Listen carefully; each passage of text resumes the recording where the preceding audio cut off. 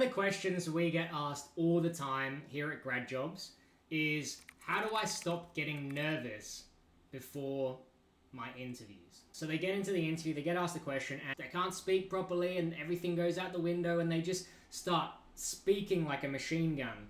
This is really common. I don't think there's anything you can do to just magically click your fingers and it will fix. What I can do is share with you guys some tips and things that we found. I mean, things that I found personally that helped me, and also things that a lot of our clients have felt useful. The first thing I can think of is repetition. When you first ride a bike, like, you probably will fall off, right, a few times, because you have no idea how to ride a bike. When you speak to someone that you don't know for the first time, it's probably kind of difficult because you haven't done it before. If you have to, say you work in sales and you've never done a sales call before, it's going to be hard to get it right. You probably make a mistake, you probably get nervous because you haven't done it before. So what's the theme here? When you increase the volume and you do more of that thing, you get better at it. So it's really hard to expect that you're going to be really good at interviewing if you've only ever done a couple of interviews in your life and you haven't had a job that focuses on these types of communication skills. And so what's the solution to this? I think the solution to this is get more volume. I know a lot of people who have been in this position where they're very scared of interviews, and they all get over it when they just do more of the thing.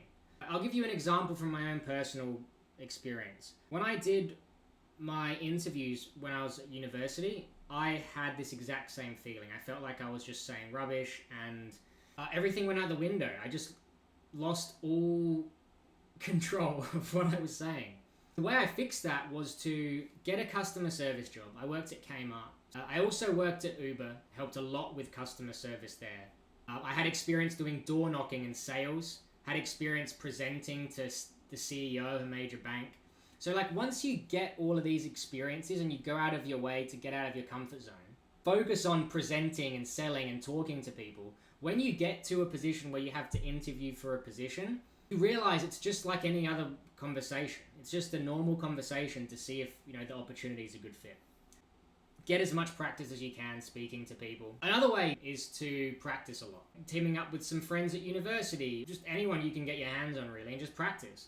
Also apply to jobs and network with people.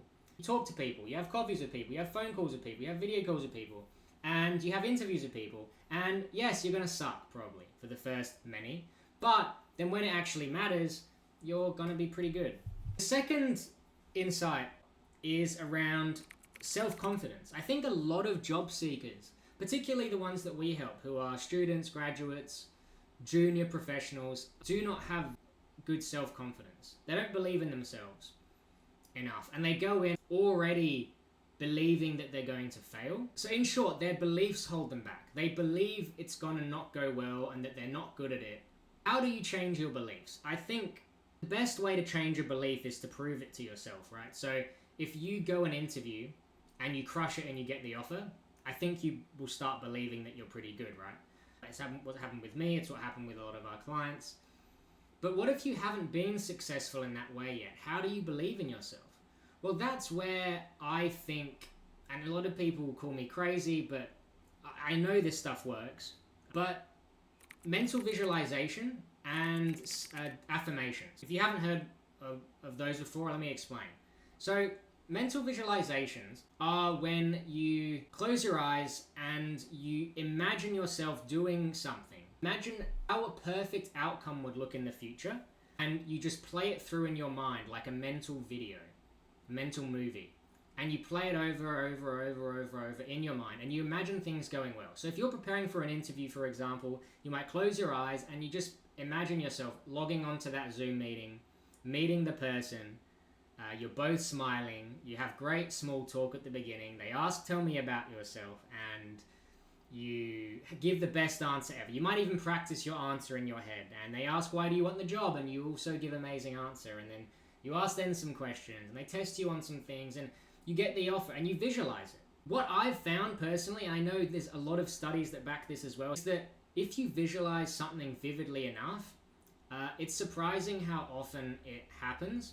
Not only that, but it also gives you a virtual practice of that thing. So it's a way you can synthetically get volume Because before, when I was talking about getting more volume in communicating, the volume I was talking about was real volume, you know, talking to people, interviewing with people, getting customer service jobs, blah, blah, blah. But you can increase the volume and the practice you have just through mental visualization. I know it's weird, but look it up. I think maybe the more formal term is mental rehearsals. A lot of elite athletes, I believe, do this pretty commonly. You know? So that's one big tip to help you with your self-belief and self-confidence.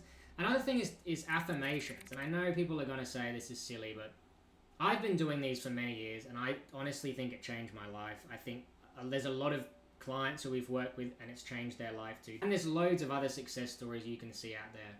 One of the most successful people I know is a massive fan of the daily affirmations and visualizations, and that turned that person into a very successful professional.